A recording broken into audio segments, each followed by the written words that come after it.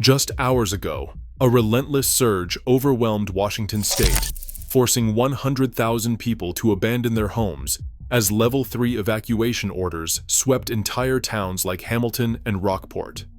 18 rivers are breaking records, and the Skagit River is rising higher than ever seen before. Overnight, a region became a disaster zone, but not everyone escaped in time. What really happened inside the floodplain as the waters surged, and who decides if you live or leave? Level 3. Evacuation orders leave no room for hesitation.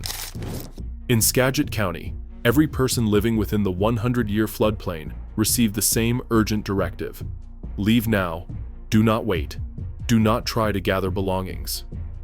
The message spread across phones, radios, and loudspeakers as emergency managers triggered the county's highest alert. Hamilton, a small town perched on the banks of the Skagit River, has faced floods before, but nothing like this. Residents there know the drill. When the river threatens, it is time to go. This time, the warnings arrived earlier and with greater force. Throughout the night, families in Hamilton packed what they could into cars and trucks, headlights cutting through sheets of rain.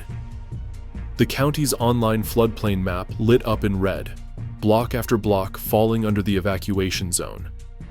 Some residents called the county hotline, desperate for updates or worried about relatives who could not drive. Others waited for a knock on the door from sheriff's deputies or fire crews, making one last sweep before the water arrived. Level 3 means immediate action. Emergency managers use 3 levels. Level 1 is a heads up. Level 2 says be ready to leave, but Level 3 is non-negotiable. Get out now. For the Skagit Valley, that order covered not just Hamilton, but also Rockport, Marblemount, Concrete, and wide swaths of rural land. In Snohomish and Pierce counties, similar alerts forced thousands more to flee. Some chose to stay behind, watching the river rise from their porches, hoping the levees would hold.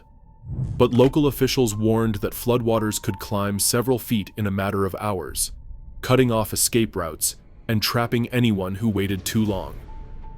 Shelters opened in nearby towns, coordinated by the county, churches, and the Red Cross.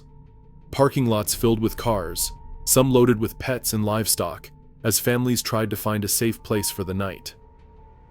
For many in Hamilton, the decision to leave was not just about property, but about survival.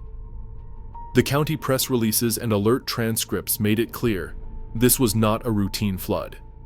With the Skagit forecast to reach heights never recorded, the risk was too great to ignore. As the rain hammered rooftops and the river crept closer, the reality set in. This evacuation was not a drill. For thousands across western Washington, the only choice was to leave everything behind and hope the water would spare their homes. Sirens echoed through the dark as first responders rushed toward neighborhoods already losing ground to the flood. In Snohomish County, water swallowed intersections so quickly that drivers found themselves trapped with nowhere to go. Swift water rescue teams moved in, hauling inflatable boats and kayaks down rain-slicked roads, launching them straight into the current.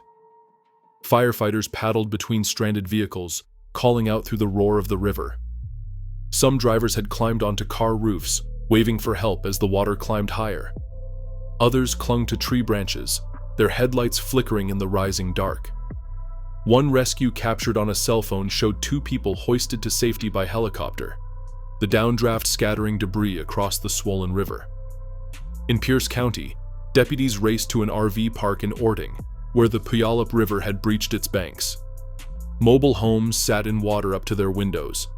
Teams went door to door carrying residents, some in wheelchairs, others clutching pets, out to waiting high water vehicles.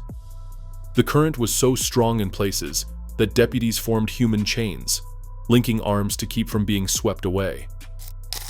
On social media, a photo spread quickly.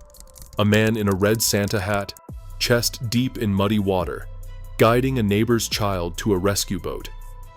The image became a symbol of the chaos and courage playing out across western Washington. Throughout the night and into the next day, emergency dispatchers logged dozens of calls for help. In Skagit and Snohomish counties, firefighters used inflatable kayaks to reach families stranded in homes where water had risen past the first floor. In some cases, rescue teams navigated through living rooms, pulling people out through second-story windows. By dawn, the tally of rescues was still growing. Helicopter crews remained on standby as rivers continued to rise, and first responders braced for more calls. The scenes unfolding across the region left no doubt the decision to evacuate had not been made lightly. For those who waited too long or tried to ride out the storm, escape became a race against the water itself. Forecast models from the National Weather Service showed the Skagit River near concrete climbing toward an unprecedented crest, 47 feet, 5 feet above the previous record. The Snohomish River was expected to peak at 33.6 feet, surpassing all historic measurements. Gray's River was already pushing past 33.3 feet, another record broken. In total, major flood stage was forecast at 18 river locations across the state. These numbers, pulled from real-time hydrographs and emergency bulletins, left no doubt about the scale of the threat. The driving force behind these surges was a pair of atmospheric rivers, long, narrow bands of water vapor stretching thousands of miles across the Pacific. Starting December 9th, back-to-back systems funneled moisture directly into the Olympic and Cascade ranges. Over the course of 3 days, more than a foot of rain fell in the mountains, overwhelming river basins that were already saturated. Meteorologists classified the event as level 4 out of 5 on the atmospheric river scale, an extreme category reserved for the most intense systems. The moisture plume, visible on satellite images, looked like a jet stream of water in the sky, aimed straight at western Washington. Dr. Lena McCarthy, a climate scientist at the University of Washington, explained the mechanics behind the disaster. She said, "When the atmosphere warms, it can hold 7% more water vapor for every degree Celsius. That means when an atmospheric river arrives, the rainfall potential is far greater than it was even a few decades ago." McCarthy pointed to recent studies showing these events are not only becoming more frequent, but also more powerful, driven by rising global temperatures. This is not just bad luck. It is a warning about what is coming. The combination of record-breaking river forecasts and the scientific reality of a warming climate left emergency managers scrambling. With rivers still rising, the data offered a stark message. The old benchmarks no longer held.